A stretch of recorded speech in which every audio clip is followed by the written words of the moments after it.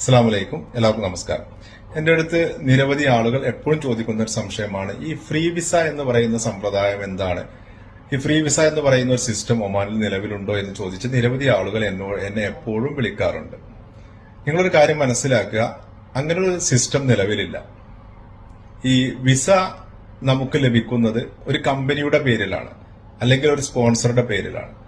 നമുക്ക് ലഭിക്കുന്ന ഈ തൊഴിൽ വിസ, എംപ്ലോയ്മെന്റ് കോൺട്രാക്ട് വിസ, നമ്മളൊരു കമ്പനിയുടെ സ്പോൺസർഷിപ്പില് ആണ് നമുക്ക് ലഭിക്കുന്നത്, അല്ലെങ്കിൽ ഒമാനിയുടെ സ്പോൺസർഷിപ്പിലാണ് നമുക്ക് ലഭിക്കുന്നത്.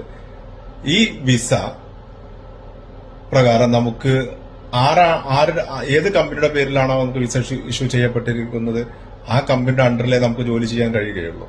അല്ലെങ്കിൽ ഏതെങ്കിലും സ്പോൺസറുടെ കീഴിലാണ് നമുക്ക് വിസ അനുവദിക്കപ്പെട്ടിട്ടുണ്ടെങ്കിൽ ആ സ്പോൺസർക്ക് വേണ്ടി മാത്രമേ നമുക്ക് ജോലി ചെയ്യാൻ കഴിയുകയുള്ളൂ.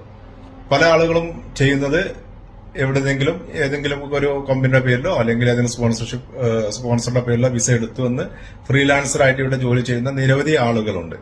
അപ്പൊ അങ്ങനെ ജോലി ചെയ്യുന്നത് നിയമവിരുദ്ധമായിട്ടുള്ള കാര്യമാണ്.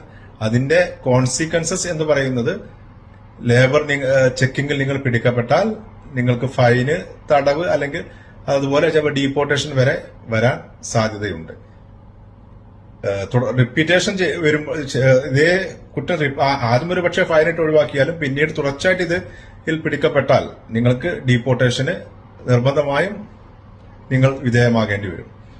അപ്പോൾ ഈ കാര്യം ഞാൻ നിങ്ങളുടെ ശ്രദ്ധയിൽപ്പെടുത്തുന്നു. കാരണം എപ്പോഴും ആളുകൾ ചോദിക്കുന്ന സംശയമാണ് ഈ ഫ്രീ വിസയെ കുറിച്ചുള്ള സംശയം.